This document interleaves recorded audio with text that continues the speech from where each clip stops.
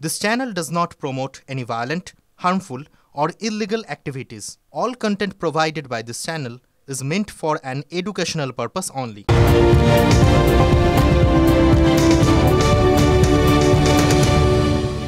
নমস্কার, দেখছেন টিভি9 বাংলা। রয়েছে আমি শুভজিৎ মিত্র। ঘড়ির কাঁটা বলছে প্রায় 7টা। শুরু করছে আপডেট বাংলা।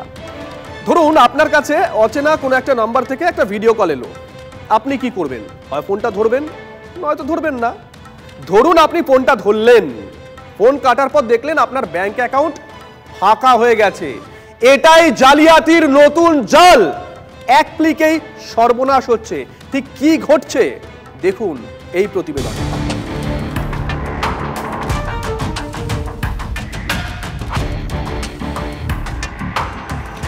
আপনাকে কি ফোন করে বলা হচ্ছে কেওয়াইসি ভেরিফিকেশন করতে হবে? যেতে হবে না ব্যাংকে, ভিডিও কলেই কয়েক মিনিটে ভেরিফিকেশন হয়ে যাবে? তাহলে সাবধান, কারণ ব্যাংকের তরফে নয়, ফোন এসেছে কোনো জালিয়াতের কাছ থেকে। আজকাল অনেকেই সময়ের অভাবে বা বয়সজনিত কারণে ব্যাংকে যেতে পারেন না। অনলাইনে ভেরিফিকেশনের প্রস্তাব দিলে তাঁরা সহজেই রাজি হয়ে যান।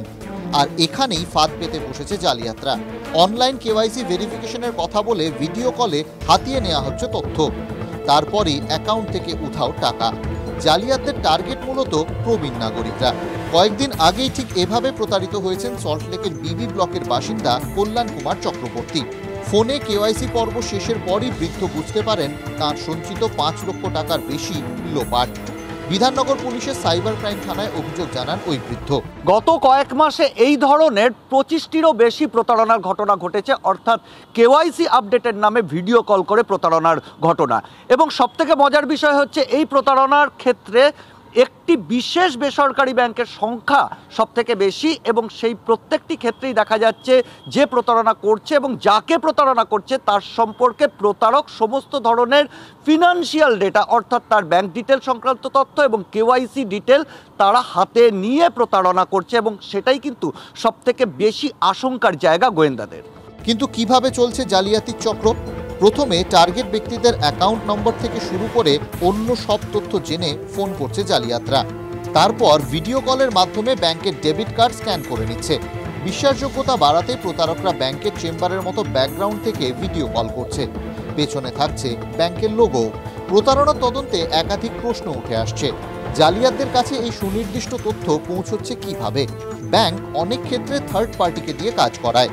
তাহলে কি কোনোভাবে সেখান থেকে গ্রাহকদের তথ্য পাচার হচ্ছে, নাকি ব্যাংক থেকে ডেটাবেস লিক?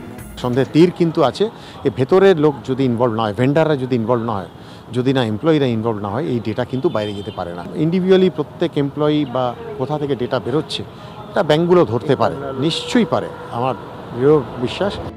ডেবিট কার্ড থাকলেও অনলাইন লেনদেনে ওটিপি দরকার। সেই ওটিপি প্রতারকরা পাচ্ছে কিভাবে? সবাই সব জায়গায় মোবাইল নাম্বার শেয়ার করে। এবারে কে জানে কে কোথায় ডেটা বিক্রি করে দিচ্ছে? এখানে যেখানে স্টোর করা থাকে, আধার নাম্বারই হোক, আর ইউজার আইডি হোক, আর পাসওয়ার্ডই হোক, আর যাই হোক, এগুলোর মধ্যে যদি কেউ পেনিট্রেট করে ঢোকে, সেটা একমাত্র পসিবল যদি আপনার সিস্টেমটা প্রপারলি প্রোটেক্টেড না থাকে, আপডেটেড না থাকে। কিন্তু কিভাবে রোখা যাবে এই জালিয়াতি?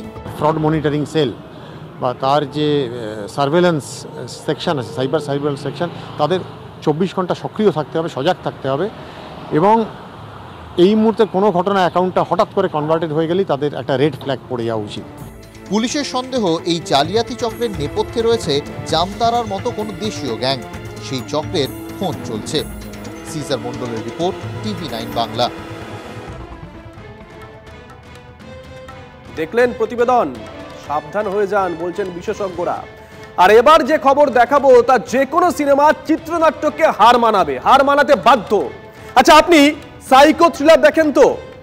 গুজরাটে পুলিশের জালে ধরা পড়েছে সাইকোপ্যাথ সিরিয়াল কিলার। বিভিন্ন রাজ্যে ট্রেনে একের পর এক লুট করেছে, খুন করেছে, এমনই অভিযোগ তার বিরুদ্ধে। আর এই ব্যক্তি নাকি ট্রেনে উঠে খুন করেছে বালির তবলাবাদককে, দাবি করছে পুলিশ। নিজে বিশেষ চাহিদা সম্পন্ন, তাই টার্গেটও ট্রেনের তাদেরই জন্য সংরক্ষিত কামরা। মৌকা বুঝে লুটপাট করে খুন, অবশেষে জালে psychopath serial killer. Howrah Katihar এক্সপ্রেসে বালির তবলাবাদকের খুনি গ্রেফতার গুজরাতে। গুজরাট পুলিশের দাবি, এক কলেজ পড়ুয়াকে ধর্ষণ করে খুনের অভিযোগে রাহুল জাট নামে ওই যুবককে গ্রেপ্তার করে পারডি থানার পুলিশ।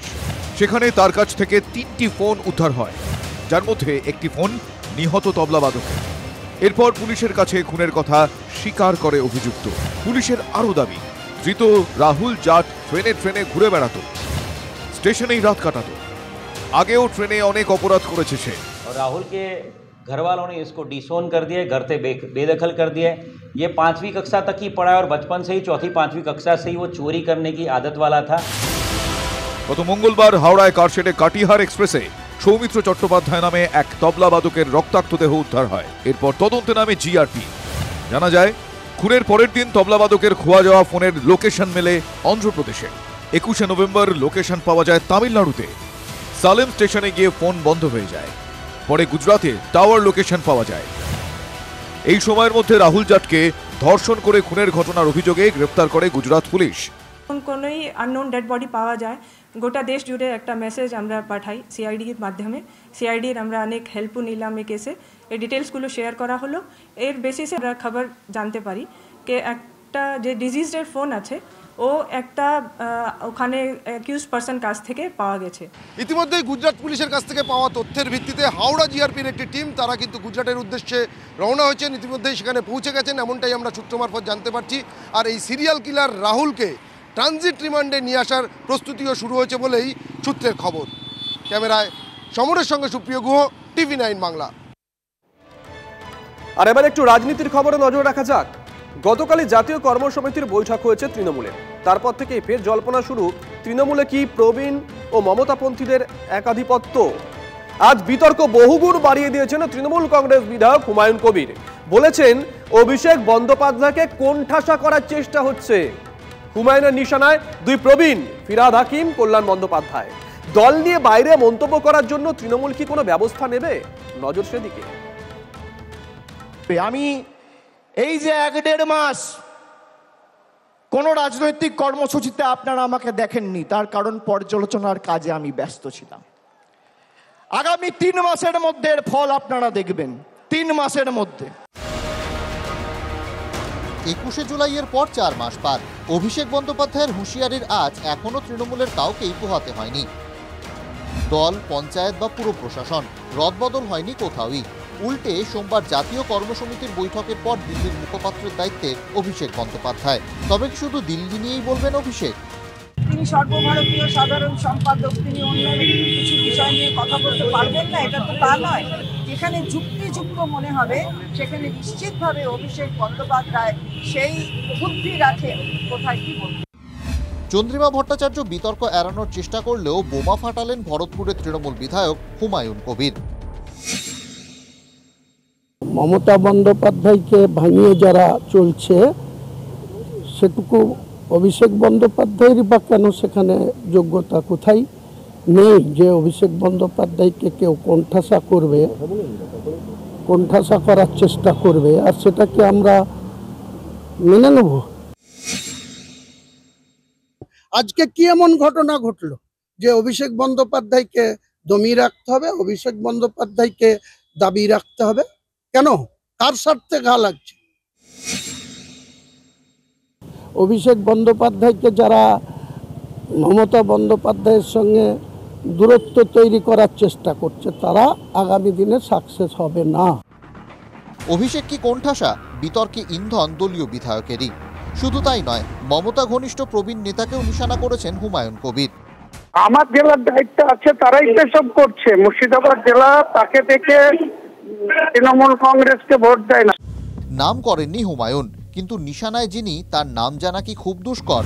তৃণমূলের মুর্শিদাবাদ জেলা পর্যবেক্ষক কে? ফিরহাদ হাকিম। সপ্তাহখানেক আগে অভিষেককে উপমুখ্যমন্ত্রী ও ফুল টাইম পুলিশ মন্ত্রী করার দাবি তুলেছিলেন হুমায়ুন। তখন হুমায়ুনকে নাম না করেই নিশানা করেন Firhad. Mamata Banerjee is capable of doing everything. আমরা মমতা ব্যানার্জির ছবি লাগিয়ে জিতি। যারা বড় বড় কথা বলে না, তাদের বলবো যে মমতা ব্যানার্জির ছবিটা সরিয়ে দিয়ে একটা ইলেকশন জিতে দেখো। মঙ্গলবার মুর্শিদাবাদের দায়িত্বপ্রাপ্ত নেতাকে বারবার আক্রমণ করেছেন হুমায়ুন কবির। আমার স্ট্যান্ড ক্লিয়ার, নেক্সট ইলেকশনে অভিষেক বন্দ্যোপাধ্যায়কে সামনে রেখেই মুর্শিদাবাদ জেলায় হুমায়ুন কবিরের সঙ্গে ভোট পার্সেন্টেজ আছে না অন্য কারোর সঙ্গে আছে সেটার প্রমাণ হুমায়ুন কবির নেক্সট ইলেকশনে দেবে। দলের মধ্যে এভাবে নিজস্ব স্ট্যান্ড তৈরি করা যায় কি? দলের শৃঙ্খলা নিশ্চিত করতে 3 শৃঙ্খলারক্ষক কমিটি করে দিয়েছেন মমতা বন্দ্যোপাধ্যায়। তার পরের দিনই কিনা দলীয় সতীর্থদের আক্রমণ। রাজনৈতিক মহলে চর্চা, হুমায়ুন কবির কি দলের শৃঙ্খলা রক্ষা কমিটিকে গুরুত্ব দিতে নারাজ? দল কি হুমায়ুন কবিরের এই মন্তব্যের পর ব্যবস্থা নেবে? হুমায়ুন অকুতোভয়। আমরা দলের তো আমাদের কোনো গুরুত্ব নাই, ববে হাকিমরাই তো বলছে হুমায়ুন কবিরের কোন কে যে কথা বলার।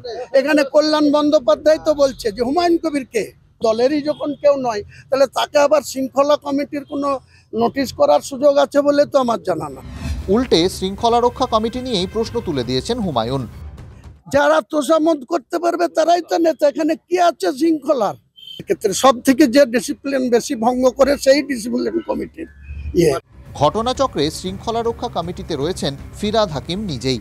কি করবেন ফিরহাদরা? সৌরভ গুহ ও প্রদীপ্ত কান্তি ঘোষের রিপোর্ট, TV9 বাংলা।